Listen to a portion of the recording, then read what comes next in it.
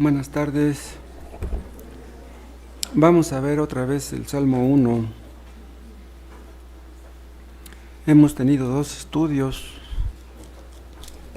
Hoy será el tercero.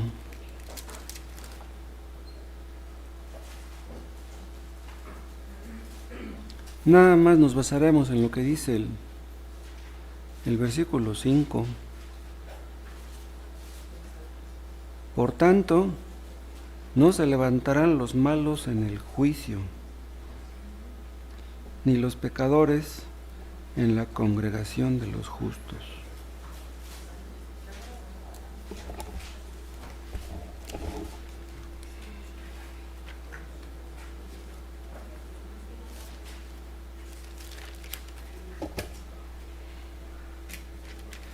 ¿Se acuerdan que veíamos que el Salmo 1 nos habla de cuál es el secreto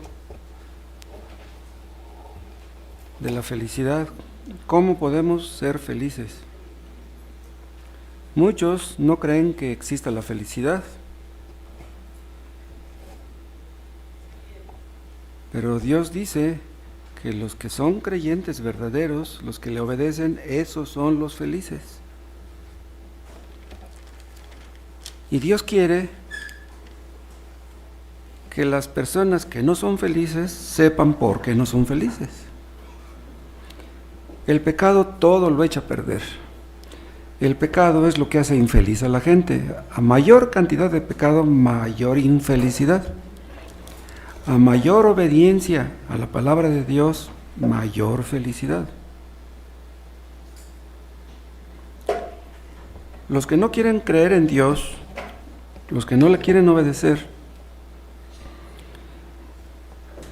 se están poniendo la soga en el cuello. No pueden ser felices. Están condenados a ser infelices. La fuente de la felicidad es Dios. Las personas que se alejan de Dios están renunciando, como quien dice, a la felicidad. El creyente medita en la ley de Dios, dicen los primeros versículos, se deleita en la ley de Dios. Pero los inconversos escuchan a los hombres malos, como dice el versículo 1, escuchan los malos consejos, escuchan a los ateos,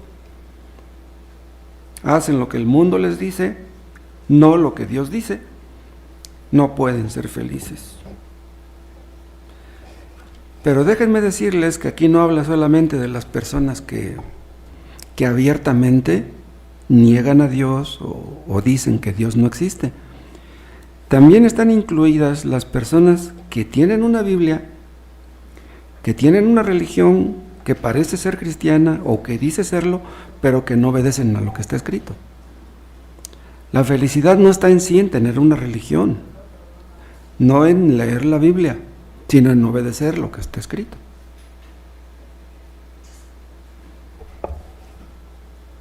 Al final del versículo 3 dice, y todo lo que hace el creyente prosperará. Prosperará en sentido espiritual. La prosperidad espiritual es lo que nosotros queremos, pero los inconversos buscan prosperidad material, prosperidad económica. Eso es lo que les importa. Los que andan detrás del dinero están condenados a ser infelices. En el fondo, ellos creen que la felicidad depende de tener dinero. Una persona que tiene en mente prosperar en lo económico, en lo material, pues puede llegar a tener mucho dinero. Pero tener mucho dinero es garantía de que no vas a tener problemas. Bueno, si tienes mucho dinero no tendrás problemas económicos. Pero ¿qué de los problemas espirituales? Los problemas espirituales son los problemas verdaderos, los más grandes. Una persona que menosprecia las cosas espirituales, que hace a Dios a un lado, no puede ser feliz porque está menospreciando las cosas más importantes. No digo que el dinero no sea importante. Lo que estoy diciendo es que las cosas espirituales son más importantes. Si Dios nos dice aquí, en el Salmo 1, cuál es el secreto de la felicidad, quiere decir que Dios no quiere que la gente acabe mal. Dios quiere que la gente acabe bien. Dios quiere que la gente sea feliz. Pero la persona que se niega a arrepentirse de sus pecados, que se niega a obedecer a Dios, no puede terminar bien. Vean cómo empieza el libro de los Salmos. Ahí está el secreto. Un cristiano verdadero puede tener muchos problemas en este mundo, problemas físicos, problemas económicos, problemas emocionales, problemas afectivos, etcétera, pero va a acabar bien. Puede ser feliz a pesar de tener muchos problemas. La felicidad del cristiano depende de su relación con Dios. Pero una persona que no se acerca a Dios es que no quiere tener relación con Dios. Si tú no te acercas a Dios, Él no se va a acercar a ti. Si tú no quieres saber de Él, Él no quiere saber de ti. Si tú te acercas a Él, Él se va a acercar. Si Él ve que tú eres honesto, que eres sincero, que dispones tu corazón y que le buscas, que dedicas tiempo, que lo valoras, que lo aprecias, Él se acerca y sentirá su cercanía, sentirás su presencia, sabrás que Dios te perdonó, llegarás a ese punto. Hay personas que dudan haber sido perdonadas por Dios. Si tú dudas de haber sido perdonado, es muy posible que no hayas sido perdonado. Y digo es muy posible porque no es seguro, porque también hay personas que no están seguras de haber sido perdonadas, pero ya lo fueron. ¿Cómo podemos saber que una persona ya fue perdonada por Dios? Cuando persevera en la obediencia.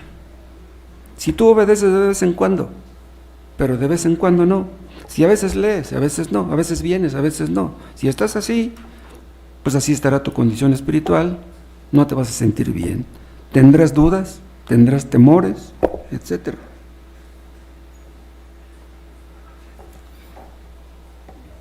Cuando uno quiere tener una relación con cierta persona, se acerca a esa persona, profundiza en su relación. Si ustedes tienen una relación con Dios muy superficial, si leen superficialmente, si oran superficialmente, entonces no pueden ser felices tampoco. La Biblia dice que los que se acercan a Dios, Dios se acerca a ellos. Si tienen una relación correcta con Dios, Dios les hará entender que es así. Nos acercamos cuando oramos a un Dios que amamos y que sabemos que es un Dios que nos ama. Pero si tú sospechas de que Él te ame, si te acercas con dudas y con temores, entonces tu acercamiento será muy superficial. Pensarás que Dios tiene algo contra ti, que le pides pero no recibes. Si tú estás en una situación así, no podrás tener paz, no estarás contento, no puedes ser feliz. La Biblia dice las cosas y las dice directas. Si tú andas en malos pasos, vas a acabar mal. Si tú le obedeces, vas a acabar bien. Dice el 4. Al final del 3 habla de que lo que el creyente hace prosperará, y dice el 4, no así los malos, que son como el tamo que arrebata el viento. El tamo es inestable, se lo lleva el viento, está muerto. Y dice, por tanto, o por lo tanto, no se levantarán los malos en el juicio, ni los pecadores en la congregación de los justos. Esta es una conclusión lógica para los que no obedecen a Dios. No se levantarán en el juicio, no se levantarán en la congregación de los justos. En el versículo 1 habla de los malos, de los pecadores y de los escarnecedores. Son los mismos los malos, los pecadores, los escarnecedores. ¿Saben quiénes son los escarnecedores? Los burlistas, los que se burlan de Dios, los que se burlan de los cristianos, los que se burlan de la palabra de Dios, los que no creen que Dios exista.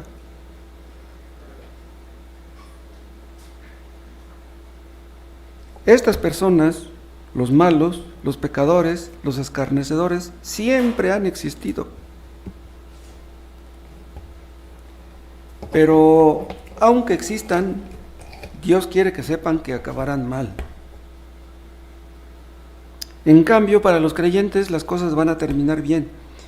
Pero vean, no solamente podemos creer que las cosas van a terminar bien para nosotros cuando muramos.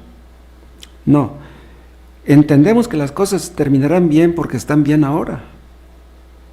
O sea, para los creyentes, las cosas están bien ahora, estén como estén. En medio de sus aflicciones, necesidades económicas, de cualquier tipo de crisis que puedan tener, si su relación con Dios está bien, todo está bien. A un cristiano lo pueden estar matando, pero como tiene una buena relación con Dios, eso no importa.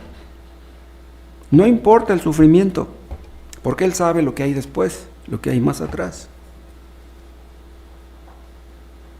La felicidad no es algo que tendremos para el futuro, después que muramos. No, la felicidad es algo que tenemos ahora. El apóstol Pablo en la cárcel cantaba himnos a Dios, alababa a Dios, estaba feliz en la cárcel. Quiere decir que la felicidad no depende de las circunstancias.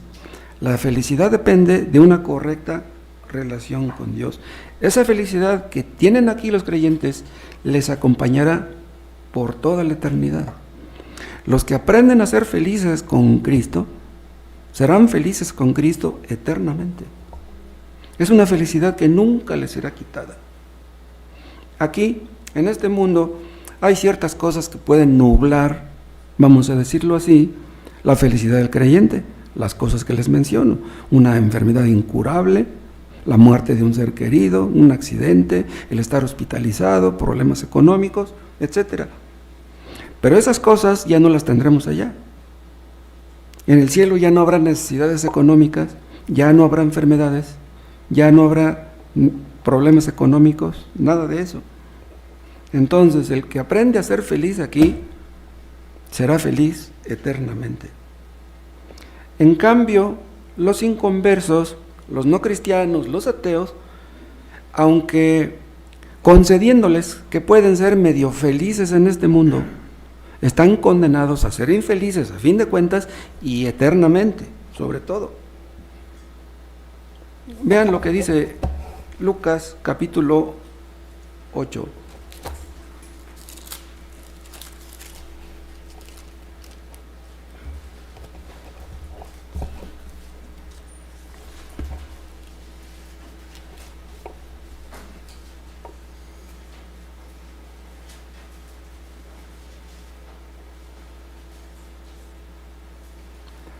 Lucas 8:17, porque nada hay oculto que no haya de ser manifestado, ni escondido que no haya de ser conocido y de salir a la luz. Vean todo lo que hicimos, todo lo que dejamos de hacer, todos los pecados, todos serán manifiestos, todos serán dados, saldrán a relucir. Y dice el 8, mirad pues cómo oís. Esta palabra mirad quiere decir, tengan mucho cuidado.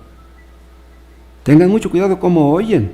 Dice, porque a todo el que tiene se le dará, y a todo el que no tiene, aún lo que piensa tener se le quitará. Vean, a todo el que tiene se le dará, se refiere a los creyentes. O sea, esos frutos que tienes te serán aumentados en la eternidad. Esos frutos que tienes de amor, de paz, de gozo, todo eso aumentará. Y dice, y a todo el que no tiene, aún lo que piensa tener se le quitará. Aquí está hablando de los inconversos. ¿Qué es lo que piensan tener los inconversos? Piensan tener algo de felicidad. Pues si yo que tengo dinero no soy feliz, entonces ¿quién? Los inconversos creen que tienen un poco de humildad, creen que tienen un poco de amor, creen que tienen un poco de paciencia. Esas cosas que tienen los inconversos en el infierno se acabarán. En el infierno nadie tiene paciencia, ni humildad, ni amor, ni gozo, nada. Entonces, eso que piensan tener, incluyendo la felicidad o felicidad entre comillas que tienen, se les quitará. Qué terrible que un hombre rico no carezca de nada aquí y allá vaya a carecer de todo. Vimos un texto, no me acuerdo si fue en el primer estudio o en el segundo, acerca de este tema, ese texto que dice que el creyente no tiene temor de malas noticias porque su corazón está confiado en Jehová. Un creyente no tiene temor de malas noticias. ¿Cuál pudiera ser una mala noticia para un creyente? Pues que de repente nos mande llamar el jefe y que nos quedamos sin trabajo. Esa es una mala noticia. O que atropellaron a un hijo, o que se nos murió, algo así. El creyente que confía en su Dios no tiene temor de esas cosas. Los creyentes, los no creyentes, los no cristianos, ríen, cantan, tienen sus problemas resueltos, están contentos, pero tienen temores también. En este mundo casi no existe una persona que no tenga ningún tipo de temor. Todos tememos o una cosa u otra. Esas cosas que los inconversos temen, les sobrevendrá. Vimos el texto, ahí en Proverbios 1. Un hombre que tiene mucho dinero ríe y canta porque sus problemas están resueltos. Pero esas personas en el fondo saben que tienen problemas espirituales. No tienen problemas económicos, pero ellos saben que tienen problemas espirituales. Ellos dicen, bueno, yo no creo que Dios exista. Un ateo rico dice, yo no creo que Dios exista, pero ¿qué tal si sí?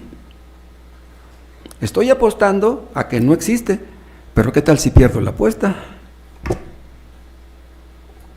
En una ocasión salió en una revista, en la portada, un letrero que decía así: ¿por qué tenemos temor de que el mundo se vaya a acabar? Desde hace siglos dicen que eso sucederá, pero nunca ha sucedido. Pero continuaremos con nuestros temores. Vean lo que dijo ese hombre. Pero continuaremos con nuestros temores. Quiere decir que él tenía temor. Él se estaba incluyendo. Dicen que el mundo se va a acabar, pero pues no vemos que se acabe.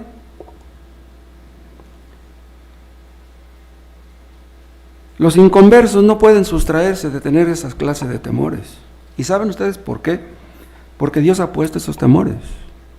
Dios quiere que tengamos temor. Dios nos ha dado una conciencia.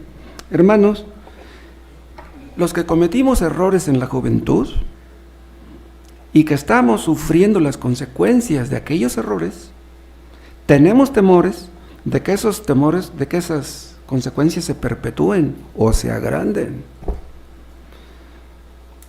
Los errores que cometemos nunca se cometen en un vacío. Si tú hiciste algo malo, sufrirás las consecuencias.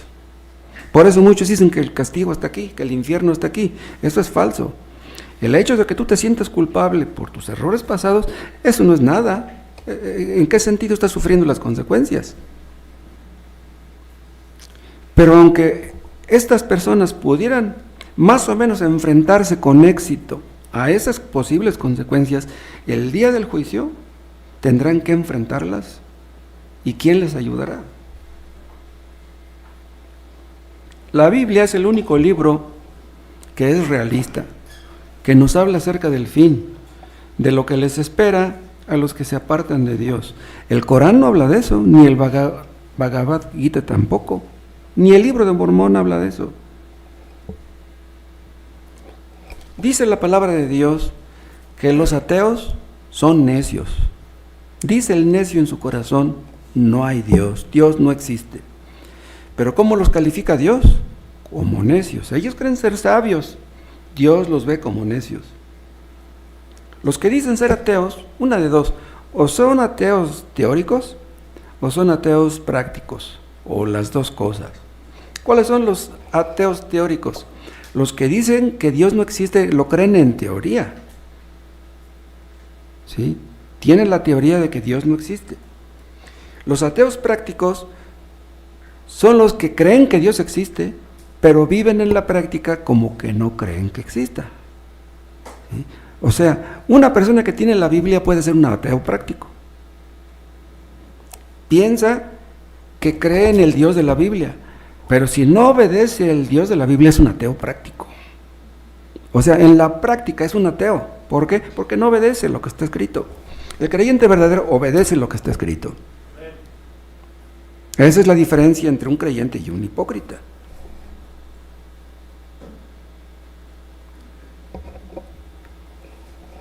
Los ateos viven para el presente, les importa lo momentáneo, lo pasajero, lo que sus ojos ven, eso es lo que quieren. Ellos, como no están seguros de que Dios exista, no están seguros de que existe el cielo ni el infierno, no se meten en esos asuntos. Los ateos son como el hijo pródigo. El hijo pródigo quería su herencia aquí. No, yo no voy a esperar a que tú te mueras, yo quiero mi dinero ahorita, quiero disfrutar de la vida ahorita que soy joven. Y esos ateos hacen eso exactamente. O sea, piensan en el presente porque para ellos es todo lo que les importa, el presente. No piensan en el futuro. Pero esas personas, aunque no quieran pensar en el presente, no pueden dejar de hacerlo. ¿Por qué? Porque tienen una conciencia. Y su conciencia les dice que posiblemente Dios exista y que tendrán que rendir cuentas. Hay personas que cuando se les habla directamente acerca de un texto y se les aplica su caso, inmediatamente se ve que se molestan. Cuando se les habla de su pecado, mira, estás mal, mira, es que la Biblia dice así y así, inmediatamente se ponen así. O sea, no quieren enfrentarse a la realidad. Les importa la vida presente, dicen, comamos y bebamos, que mañana moriremos. Nada más tengo una vida, pues voy a disfrutarla. ¿Quién me garantiza que exista otra vida? Ustedes que dicen que existe el cielo, ¿me pueden demostrar que existe el cielo? Les decimos, no, yo no te puedo demostrar que existe, pero tú no me puedes demostrar que no exista. Yo no te puedo demostrar que Dios existe, tú puedes demostrar que no. A ver, demuéstrame que no existe. Esas personas apuestan su vida en base a una suposición. Son necios. Hay una cerveza que promueven con un lema que dice, la pasión manda. ¿Qué quiere decir eso de la pasión manda? La pasión es el deseo. ¿Quieres una cerveza? Pues cómpratela, tómatela. Tu corazón, no te dejes guiar por tu mente. No pienses en la cruda. No pienses en que te vayas a poder convertir en un alcohólico. No, tú disfruta el momento. La pasión manda. Déjate llevar por el deseo, no por la razón. No pienses en las posibles consecuencias. Déjate guiar por tu pasión, por tus emociones. La pasión le dice a las muchachas, disfruta del momento. Y si sales embarazada, pues ¿qué te preocupas? No vas a ser la primera. ¿Cuántas madres solteras hay? La Biblia dice que debes considerar las posibles consecuencias de lo que haces. La vida no solamente es pasado y presente, no, la vida también es futuro. Piensa en el después. Este Salmo 1 nos dice que la muerte no es el fin de todo, que estamos de paso, que tendremos que rendir cuentas. Después de la muerte empieza lo bueno, ¿sí? Lo que estamos enfrentando aquí es preparatorio para lo que viene después. Lo que vamos a hacer después de que muramos será el resultado lógico, inevitable, de cómo vivimos la vida, de nuestras actitudes en este mundo. Cosecharemos lo que estamos sembrando ahora. A Dios le importa cómo vivimos, cómo pensamos, con qué motivos hacemos ciertas cosas, etc. Vamos a rendir cuentas. Entonces, dice el rey David que el único hombre que es feliz es el que está preparado para enfrentar lo que viene. Está preparado para todo. Ese es el secreto de la felicidad. Dice el autor de Hebreos, vean 2:15, que los inconversos tienen temor de la muerte. Hebreos, capítulo 2.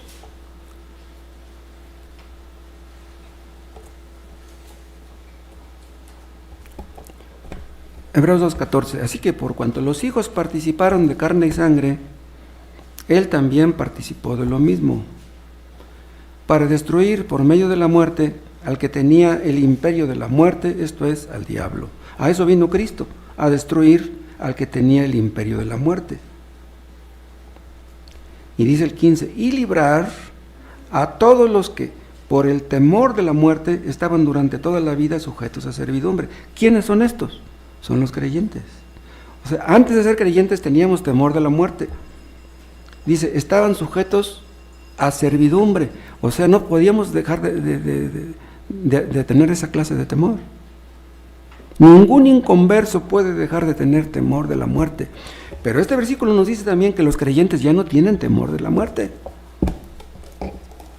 En el grado en que un creyente madura, en el grado en que un creyente cree y obedece, en ese grado va creciendo su certeza de que al morir irá al cielo. Entonces ya el temor de la muerte se le va quitando poco a poco hasta que llega el momento en que ya no lo tiene.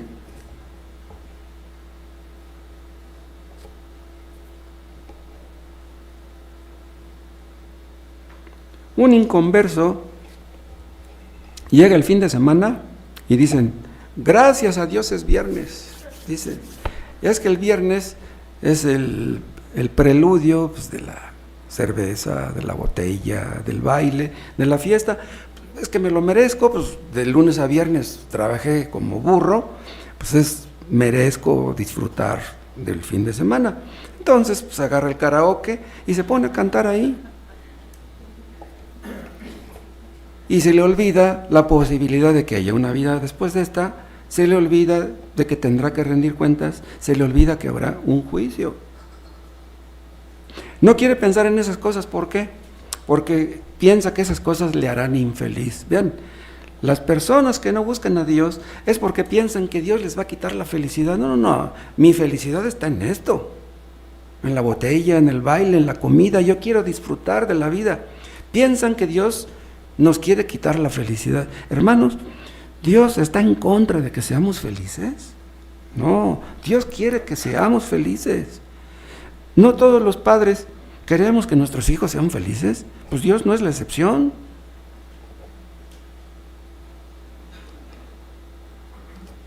Un inconverso, mientras está disfrutando de su botella y de su baile, pues no piensa en Dios. Pero al día siguiente, cuando amanece crudo, puede pensar en eso. Yo he dicho que no existe Dios, pero ¿qué tal si existe? Independientemente de lo felices que ustedes sean ahorita, de que todo lo tengan, de que estén sanos, de que estén jóvenes, ustedes no saben qué va a pasar mañana, pasado mañana. La vida da muchas vueltas. Siempre existe la amenaza de que las cosas empeoren.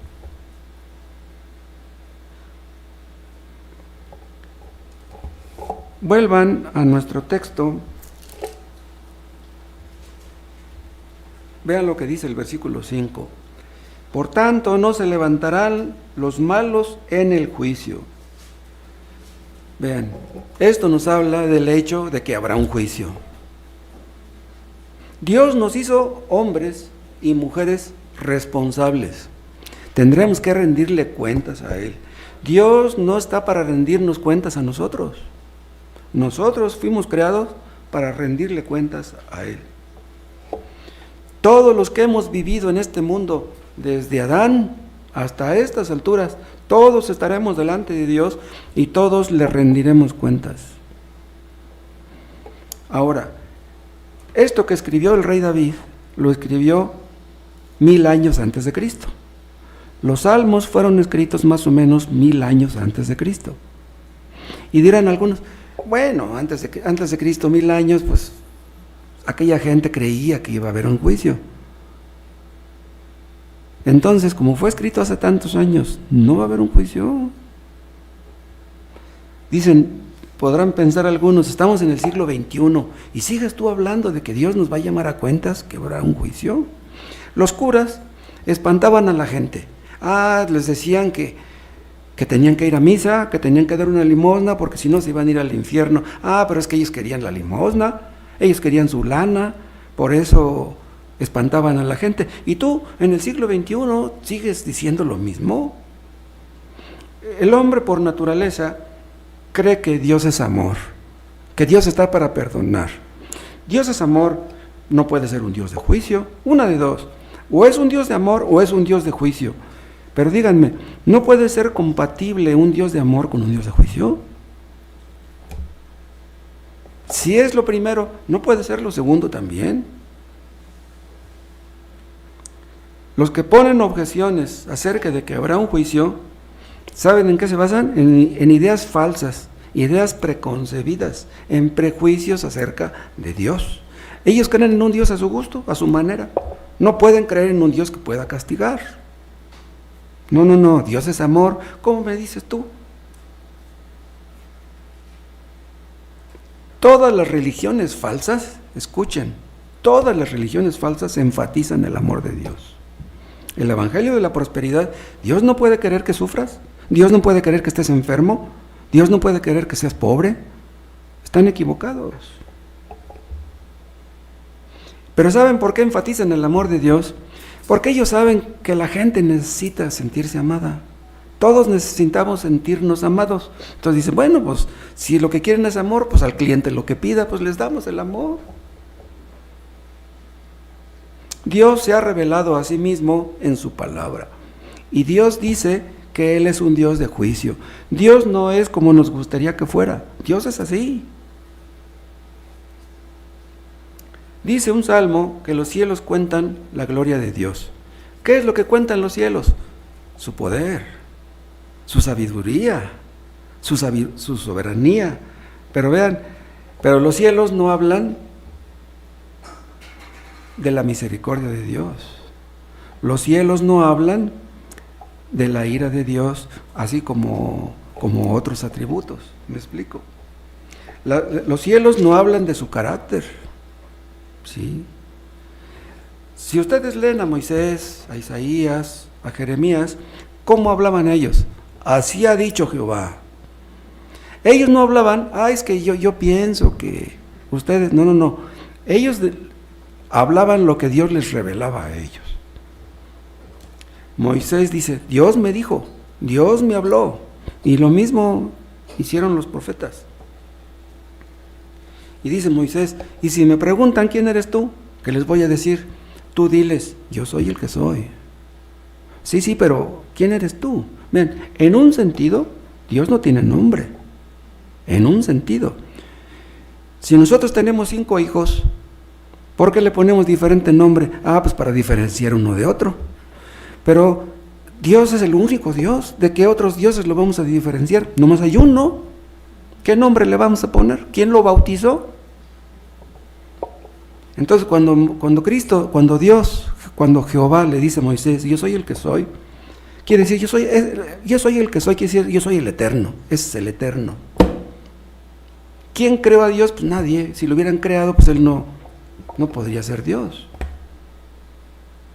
Y cuando Dios dice, yo soy el que soy, nos da a entender, yo soy el que soy y yo soy como soy, no soy como a ustedes les gustaría que fuera. No pueden ustedes creer en un Dios de juicio, porque no pueden reconciliarlo con sus objeciones o con sus opiniones.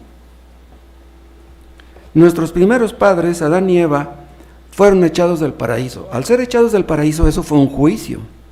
Vean, acababa de crearlos apenas, no tenía mucho tiempo, inmediatamente por un pecado, ¡pum!, los echó del paraíso. Ese fue un juicio.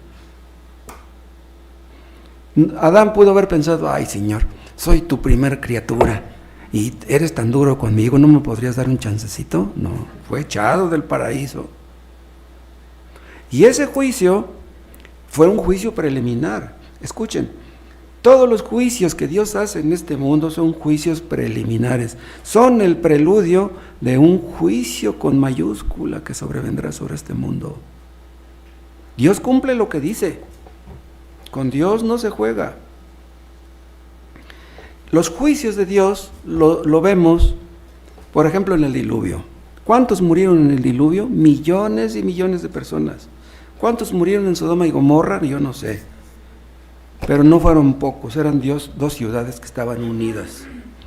Cuando murió Datán y Abiram, cuando murió Usa, cuando murieron los hijos de Aarón, cuando murieron Ananías y Zafira. Con Dios no se juega. Esos juicios demuestran que habrá un juicio mayor. ¿Y saben qué también es un juicio? Cuando Dios entrega a los hombres al pecado que aman, como dice en Romanos 1. Si tú, fíjate lo que te voy a decir, si supuestamente tú quieres dejar un pecado y le dices a Dios que no te deje caer en pecado, pero caes y no puedes dejar ese pecado, ¿sabes qué significa eso? Que Dios te está entregando a ese pecado. Eso es lo que quieres, eso tendrás. O sea, el hecho de que un hombre se vaya endureciendo y endureciendo y endureciendo hasta que llega el momento en que de plano no puede dejar el pecado, es que Dios ya juzgó el pecado en esa persona. ¡Wow! Esa es la apostasía moral, el pecado imperdonable. ¿No quieres dejar de pecar? Se haga tu voluntad. Juan el Bautista predicó el juicio. ¿Qué les dijo a los fariseos? Ya el hacha está puesta a la raíz de los árboles. Los árboles que no dan fruto serán cortados y echados en el fuego. Dios nos compara árboles, tenemos que llevar fruto.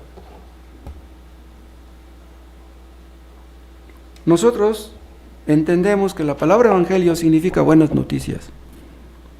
¿Por qué el evangelio son buenas noticias? Porque nos libra del juicio. El único que nos puede librar del juicio es el evangelio de Cristo. Y al librarnos del juicio nos libra de la ira venidera. Juan el Bautista les dice a los fariseos que quieren ser bautizados: ¿quién les enseñó a huir de la ira venidera? El único que nos enseña a huir de la venidera es Cristo, el evangelio de Cristo. Cristo predicó el juicio. Vean ustedes en Juan 5.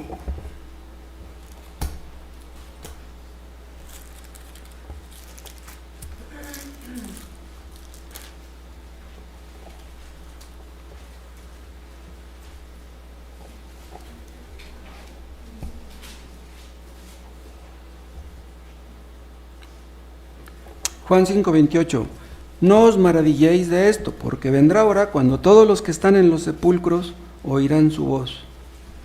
Y los que hicieron lo bueno saldrán a resurrección de vida, mas los que hicieron lo malo a resurrección de condenación. Vean, Cristo aquí está predicando el juicio.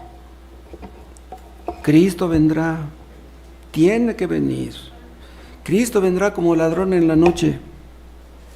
Dios no puede venir, no puede mentir.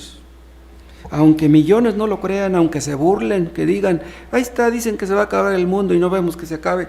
Esos que se burlan un día verán con espanto que Cristo viene otra vez, aunque parezca que tarda.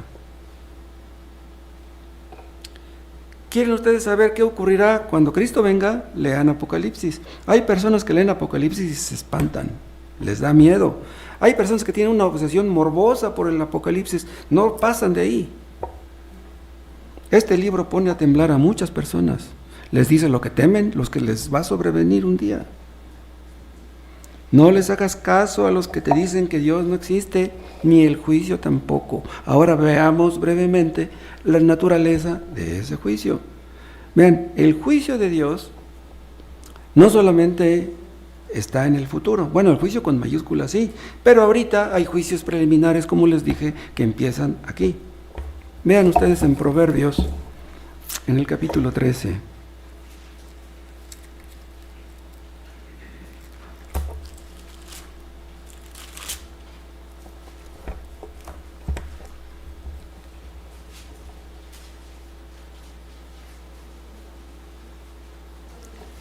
Proverbios 13:15, ven, aquí hay un contraste.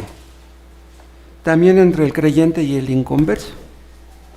La primera parte habla del creyente, dice, 13:15, el buen entendimiento da gracia. O sea, entiendes la palabra, tienes gracia para vencer el pecado. Para eso es para lo que necesitamos la gracia. Los creyentes verdaderos siempre están luchando contra su pecado. Tienen la gracia para vencer. Dice, mas el camino de los transgresores es duro. ¿Quiénes son los transgresores? Los desobedientes, los rebeldes. Su camino es duro. Pero vean, no dice que va a ser duro en el futuro, lo es aquí. ¿Y saben por qué es duro su camino? Porque Dios hace que lo sea. No puedes tú quebrantar las leyes de Dios y permanecer como si nada. Sufrirás las consecuencias, aún aquí. Para empezar, remordimientos, cirrosis, sida, hidropesía, esquizofrenia, personas que gastan miles con el psiquiatra, que tienen una conciencia que les remuerde, no pueden tener paz. El camino de los transgresores es duro, no hay paz para el impío. Son como el mar en tempestad y no pueden estarse quietos. Aunque rían y cantan, en el fondo están enfrentándose a su realidad. Pero el verdadero juicio, el juicio con mayúscula, vendrá al final. Los juicios de ahora no son nada en comparación.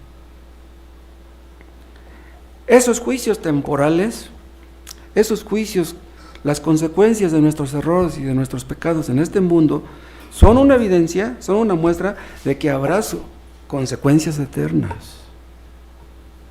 Todos los que vivimos en este mundo, todos los que vivamos, seremos juzgados. Los que murieron hace miles de años, los que han muerto recientemente, los que están muriendo ahorita. Ahorita están enterrando algunos en el panteón. Todos los que vivan cuando Cristo venga también serán juzgados. Todos los que murieron ahogados en el mar, los que fueron despedazados por los tiburones y otros animales. Todos los que murieron quemados, carbonizados, cremados. El juicio será el juicio de Dios, el creador de todas las cosas. Él es el dueño de todo. Él es el supremo legislador y Él estableció las condiciones. Él es el único apto para juzgar. Pero vean que el juicio será el juicio del Hijo de Dios. Juan capítulo 5.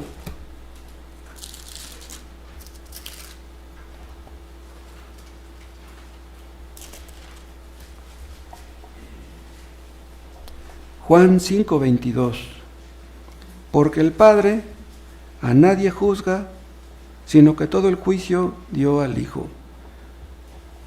Aquí podemos traducirlo como que el Padre a nadie juzgará, sino que todo el juicio dio al Hijo.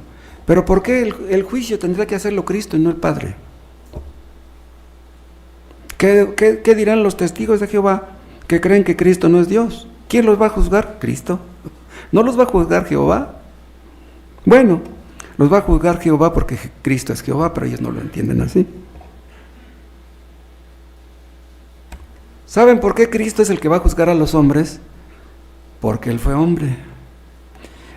Porque si fueran a ser juzgados por Dios, por el Padre, dirían, pero pues tú nos vas a juzgar, pero tú nunca estuviste en nuestro pellejo, tú no sabes lo que es ser tentado. Pero Cristo fue tentado, Cristo estuvo en nuestro pellejo.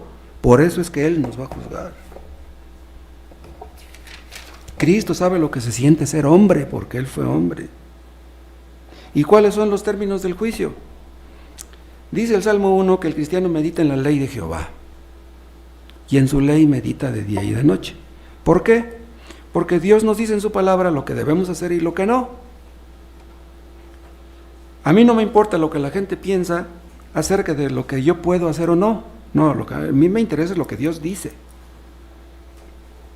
Dios, como nuestro creador, tiene todo el derecho de exigirnos obediencia. ¿Para qué fuimos creados? Para que le obedeciéramos, para que reflejáramos su imagen, para que nos pareciéramos a Él. Él es el rey de la creación. No, el hombre, Dios creó al hombre para ser el rey de la creación. Esa es la investidura de dominio de la que me hablan algunos teólogos, pero bajo el gobierno de Dios. O sea, Dios le dio autoridad al hombre sobre la naturaleza, pero bajo el gobierno de Dios. Dios nos dio su palabra, Dios nos dio la ley, Dios nos dio los 10 mandamientos. ¿Habrá alguien en el mundo que no haya oído hablar de los 10 mandamientos? Todos los que estamos aquí nos lo sabemos de memoria, la mayoría, y muchos inconversos, si no los conocen todos, conocen la mayoría. Cristo habló de los 10 mandamientos en el Sermón del Monte. Los sintetizó en 2, amarás a Dios y a tu prójimo. Los 4 primeros mandamientos hablan del deber de amar a Dios, y de los 6 restantes de amar a nuestro prójimo. Seremos juzgados según esa ley. Seremos juzgados por lo que dice el libro. Pero vean una cosa, los 10 mandamientos, aunque son sencillos en un sentido, no lo son en otro sentido. No lo son en el sentido de que nos habla de cosas espirituales y nosotros somos tardos para entender las cosas espirituales. Y es por eso que Cristo mismo tuvo que venir y explicarnos el significado verdadero de los 10 mandamientos. Dios no se fija nada más en la letra. Pues yo nunca he matado, yo nunca he violado, yo nunca he robado. No, los 10 mandamientos van mucho más de lo que dice la letra. Dios se fija en los intentos, en las intenciones, en los deseos. Dios ve nuestro corazón. Nosotros no vemos el corazón de las personas, pero Dios sí. Dice el Salmo 1, Jehová conoce el camino de los justos, porque Él es omnisciente. Conoce el camino de los justos y también el camino de los injustos. Todas las cosas están desnudas y abiertas a los ojos de aquel a quien tenemos que dar cuenta. Podemos escondernos de nuestros padres, podemos escondernos de nuestros hijos, podemos escondernos de los hermanos, podemos escondernos de nuestra pareja, pero de Dios nadie se esconde. Dios te llamará cuentas por todo lo que hiciste y por todo lo que dejaste de hacer. No se levantarán los malos en el juicio, ni los pecadores en la congregación de los justos. Vean, ¿en dónde está la congregación de los justos? No aquí. La congregación de los justos estará allá. Esta es una congregación. Nosotros estamos aquí congregados, pero esta es la congregación de los injustos. ¿Sí? Porque aquí, en un sentido, todos somos injustos.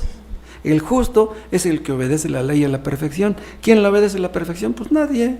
O sea, en ese sentido, todos somos injustos. Entonces, cuando dice el texto que no se levantarán los justos en el juicio, ni los pecadores en la congregación de los santos, se refiere allá en el cielo. Ahí está la congregación de los santos, la congregación de los justos, de los perfectos. Un inconverso puede mezclarse en la congregación de los creyentes aquí. Podemos bautizar a una persona que no debimos haber bautizado. Nos hemos dado cuenta. Hay personas que aparentan que son cristianas y ya después de ser bautizadas demuestran que no lo son. Ustedes pueden aparentar aquí que son justos, que son creyentes, pero Dios ve su corazón.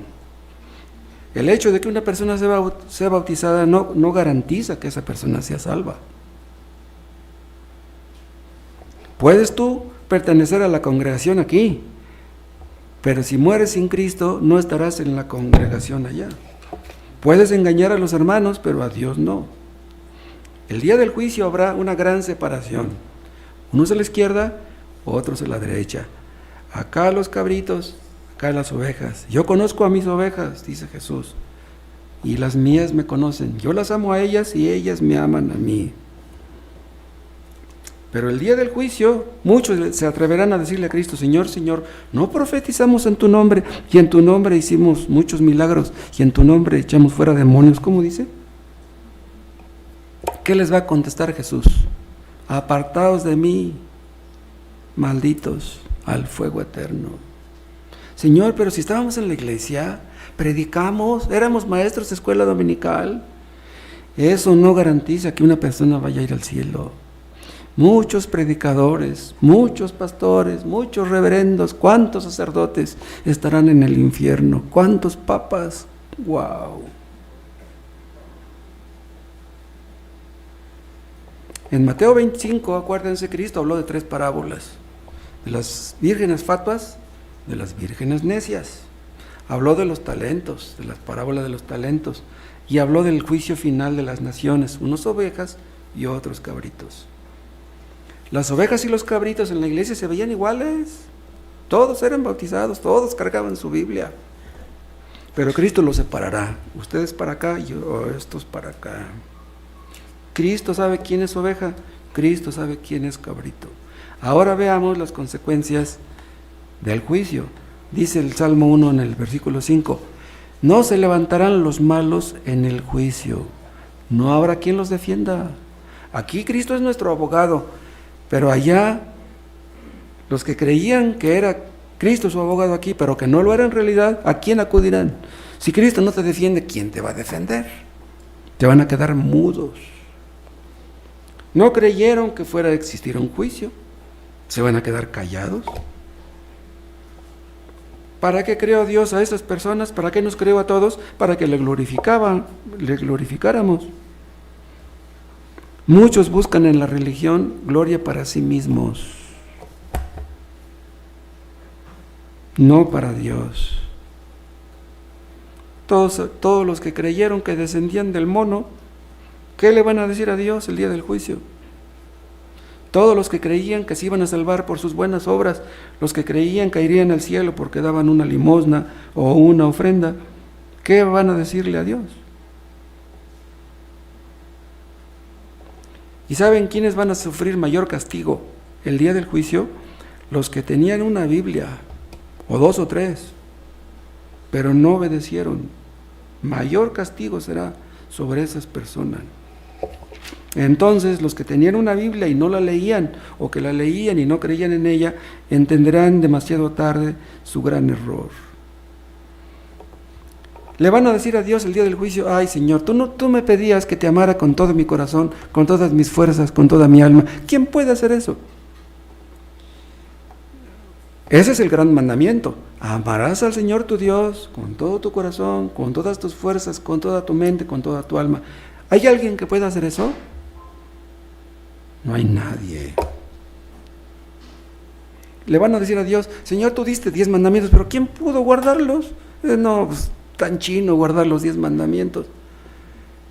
¿Saben qué les va a decir Cristo? Les va a decir, yo fui al mundo, yo guardé los mandamientos. Yo guardé los mandamientos porque sabía que ustedes no podían. Yo guardé los mandamientos a favor de los que creerían en mí. ¿Tú no creíste en mí? No los guardé por ti. Si ustedes hubieran confiado en mí, yo los hubiera perdonado, pero como no confiaron, prefirieron confiar en ustedes mismos, en sus propias obras, al fuego eterno. Yo fui al mundo, les va a decir Cristo, a llamar a justos, no a justos, sino a pecadores, pero como ustedes nunca creyeron ser pecadores, a ustedes nunca los llamé. Salvé a ladrones, a prostitutas, a borrachos. Ustedes nunca creyeron ser pecadores, a ustedes nunca los salvé. El día del juicio, ¿saben qué van a decir muchos? Si yo hubiera querido ser salvo, hubiera sido salvo, pero nunca quise. No se levantarán los malos en el juicio. Vivieron caídos, murieron caídos, y permanecerán caídos por la eternidad. Y en la última frase del versículo 6 dice, mas la senda de los malos perecerá. ¿Por qué están escritas estas tan terribles palabras? Dios es amor. Si Dios es amor, ¿por qué dice estas palabras? Ya lo dije, porque Dios no quiere que acabes mal. Dios quiere que acabes bien, Dios quiere que seas feliz. Cristo vino al mundo para morir por los pecadores, pero si no crees ser pecador, por favor no digas que murió por ti. Si no te arrepentiste antes de tus pecados, arrepiéntete ahora. Cree en Cristo ahora, Dios te perdona ahora. No esperes a llegar a tu casa. La palabra de Dios nos dice que Dios escogió a los que serían salvos. A algunos no les gusta la doctrina de la elección. ¿Por qué Dios escogió a los que iban a ser salvos? La respuesta es sencilla. Porque si Él no hubiera escogido, nadie hubiera sido salvo. Todos hubiéramos terminado en el infierno. Si Cristo no hubiera venido al mundo, nadie hubiera podido ser salvo.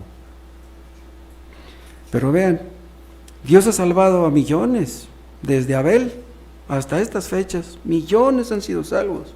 Todavía la puerta está abierta. Todavía puedes tú ser salvo. Levántate ahora. Si tú te levantas ahora, Dios te salva, Dios te perdona. Pero si no te quieres levantar ahora, no te levantarás el día del juicio tampoco.